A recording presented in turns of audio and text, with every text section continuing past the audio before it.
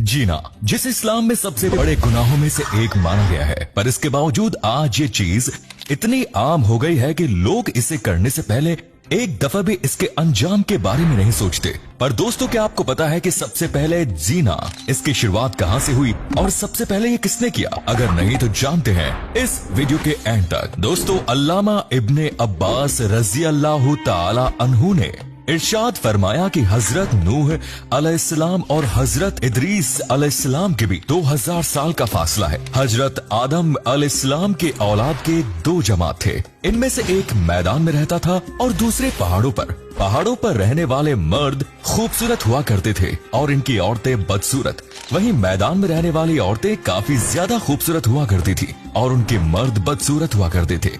एक दिन शैतान एक खूबसूरत आदमी की शक्ल में मैदान में रहने वाले मर्दों में से एक मर्द के पास गया और उसके यहाँ नौकर बनकर काम करने लगा। शैतान ने बांसुरी की तरह कोई चीज बनाई जो चरवाहे बजाते हैं। उसी में से एक ऐसी आवाज निकली जो शायद वहाँ पहले कभी किसी ने नहीं सुनी थी। ये आवाज अगल बगल के घरों में भी पहुंची और सब लोग इस आवाज को सुनने के लिए जमा हो गए। इस आवाज को सुनने के लिए साल में एक बार लोग जमा हो जाते थे। औरतें मर्दों के लिए और मर्द औरतों के लिए संवरने लगे। पहाड़ों पर रहने वालों का एक मर्द मैदान वालों के पास आया। अब चूंकि वो लोग अपने त्योहार में मशरूफ थे, तो उसने उन औरतों की खूबसूरती को देखा और वो अपने लोगों के पास आया और उन्हें ये सब कुछ बताया। तो वो भी पहाड़ों से उतरकर इनके तरफ आए और यही वो वक्त था जब इनमें बुरी नजर शुरू हुई और देखते ही देखते वो बदकारी यानी जीना कर बैठे और तभी से जीना शुरू हुआ। दोस्तों, बदकारी से बचने और इससे नफरत पैदा करने का एक तरीका एक हदीस शरीफ में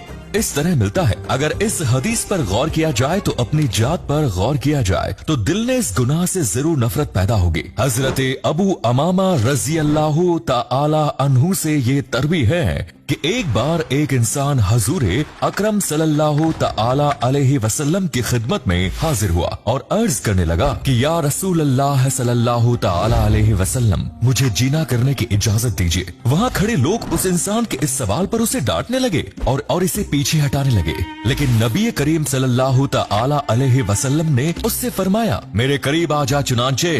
वो नबी करीम सल्लल्लाहु ताला अलैहि वसल्लम के करीब जाकर बैठ गया। फिर हजूर पाक ने उससे पूछा, क्या तू चाहता है कि कोई तेरी माँ से जीना करे? उसने कहा, अल्लाह की कसम कभी नहीं, मैं तो ये सोच भी नहीं सकता। फिर हुजूर पाक ने कहा कि तेरी बेटी से उसने फिर कहा नहीं। फिर हुजूर ने कहा, तेरी बहन से उसने कहा नहीं। फिर हुजूर ने फरमाया कि तेरी फूफी से उसने कहा नहीं। फिर हुजूर ने फरमाया तेरी खाला से उसने कहा नहीं। फिर हुजूर ने फरमाया कि जिससे तू जीना करेगा आखिर वो भी किसी के माँ बाप या बेटी बहन या फूफी या खाला होगी। यानी जो बात तू अपने लिए पसंद नहीं करता, दूसरों के लिए क्यों पसंद करता है? उसके बाद हुजूर ने अपना हाथ मुबारक उसके सीने पर मारकर ये दुआ फरमाई कि ए अल्लाह, जीना की मोहब्बत इसके दिल से निकाल दे। वो शख्स कहता है कि जब मैं हाजिर हुआ था तो जीना से ज्यादा महबूब मेरे नजदीक कोई चीज नहीं थी और अब इससे ज्यादा कोई चीज मुझे नापसंद नहीं। लोग कहते हैं कि उसके बाद उस नौजवान ने कभी भी किसी भी तरफ ध्यान नहीं दिया। इसके अलावा हदीस शरीफ में आया है कि मेराज की रात आप सल्लल्लाहु ताला अलैहि वसल्लम को जीना करने वालों को दिया जाने वाला भयानक अजाब दिखाया गया कि एक जगह तंदूर की एक भट्टी है जिसका मुंह बहुत कम फैला हुआ है और अंदर से बहुत ज्यादा फैला हुआ है। बरहना यानी बगैर कपड़े मर्द और औरत इसमें मौजूद है और आग भी इसमें जल रही है। जब आग तंदूर के किनारे के करीब आ जाती है तो वो लोग ऊपर उठ जाते हैं और बाहर निकलने के करीब हो जाते हैं। जब आग फिर से नीचे हो जाती है तो सब लोग अंदर हो जाते हैं। दोस्तों, आज के जमाने में जीना जैसे गलत काम को लोग मामूली समझने लगे हैं, जो कि कामयाब के नजदीक होने की निशानियों में से एक है। और हुजूर पाक सल्लल्लाहु ताला अलैहि वसल्लम ने आज से 1400 साल पहले ही ये बता दिया था कि कयामत के नजदीक जीना आम हो जाएगा। और ये सब कुछ इस वजह से क्योंकि हमने कुरान और हदीस को पढ़ना ही छोड़ दिया और काफिरों के तौर तरीकों और उनकी आदतों को अपना लिया है। आज हर घर के अंदर टीवी और मोबाइल मौजूद है जहां काफिरों के तौर तरीके, नाच गाने और गंदी चीजें दिखाई जाती हैं। और जब हम लोग इन चीजों को देखते हैं तो हमारा मन भी वही सब कुछ करने को चाहता है। वैसे आज के जमाना ऐसा हो चुका है कि पहले के जमाने में तो लड़कियों को दूसरों से अपनी इज्जत उतारने का खतरा होता, लेकिन आज के जमाने में लड़कियां की इज्जत अपने सगे भाइयों और सगे बाप से भी बची हुई नहीं है। और ये खबरें तो आजकल सोशल मीडिया पे आम हो रही है।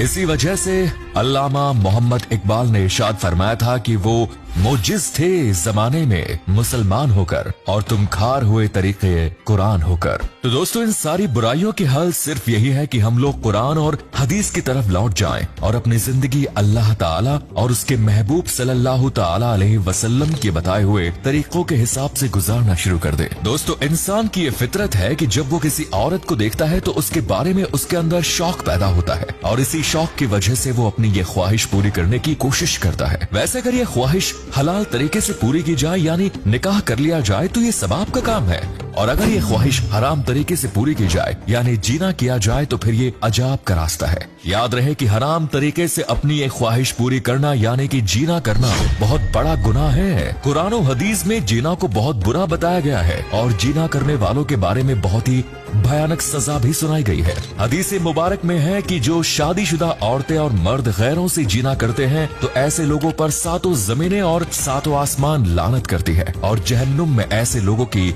शारंगाहों से ऐसी खतरनाक बदबू फैलेगी कि उससे जहन्नुम वाले भी परेशान हो जाएंगे, और इनको जहन्नुम में आग का अजाब दिया जाता रहेगा। एक हदीस में बताया गया है कि हजरत अबू हुरैरा रजी अल्लाह ताला अन्हु से रिवायत है कि नबी करीम सल्लल्लाहु ताला अलैहि वसल्लम ने इरशाद फरमाया कि जीना करने वाला जीना करते वक्त मोमिन नहीं रहता। जीना तो दूर की बात है, अल्लाह ताला ने इसके करीब जाने से भी मना किया है। कुरान मजीद में अल्लाह ताला इरशाद फरमाता है कि बदकारी के पास न जाओ, इसीलिए कि इसमें कोई शक नहीं कि वो बेहयाई और बुरा रास्ता है। और हजरत मैमुन्ना रजी अल्लाह ताला अन्हा से रिवायत है कि नबी करीम सल्लल्लाहु ताला अलैहि वसल्लम ने इरशाद फरमाया, मेरी उम्मत उस वक्त तक भलाई पर रहेगी जब तक इनमें जीना से पैदा होने वाले बच्चे आम न हो जाए, और जब इनमें जीना से पैदा होने वाले बच्चे आम हो जाएंगे तो अल्लाह ताला इन्हें अजबों में डाल देगा। मेरे दोस्तों, इस हदीस मुबारका से हमें पता चलता है कि मुस्लिम देशों के अंदर आजकल ये जो अजाबात आ रहे हैं वो इसी वजह से है क्योंकि मुस्लिम देशों में भी अब जीनाकारी आम हो गई। और हजरत अबू हुरैरा रज़ी अल्लाह ताला अन्हु से रिवायत है कि नबी करीम सल्लल्लाहु ताला अलैहि वसल्लम ने इरशाद फरमाया, बेशक औरत शैतान के तीरों में से एक तीर है। जिसने किसी खूबसूरत औरत को देखा और वो उसे पसंद आ गई, फिर उसने अल्लाह ताला की खुशी हासिल करने के लिए अपनी नजरों को उस औरत से घुमा लिया, तो अल्लाह ताला इसे ऐसी इबादत की तौफीक अदा कराएगा कि जिसका मजा सबको मिलता रहेगा। दुनिया में कई लोग ऐसे हैं जो जीना जैसा गलत काम को अंजाम दे चुके हैं, और अब उनको ये डर है कि उन्हें वो सब सजाओं का सामना करना पड़ेगा जो मैंने आपको बताई। तो दोस्तों, आपको बता दूं कि ऐसा कुछ भी है, बेशक अल्लाह सबको माफ करने वाला है। अगर आपसे गुनाह हो भी गया तो आप अल्लाह ताला से माफी मांगे और दोबारा उस काम को मत करिए, बेशक अल्लाह आपको माफ कर देगा। अब ऐसा नहीं होना चाहिए कि एक तरफ आप माफी भी मांगते रहें और दूसरी तरफ फिर उसी काम में लग जाएं। अल्लाह ताला उसी काम को माफ करता है जो माफी मांगने के बाद उस गलत काम को करने से बचे।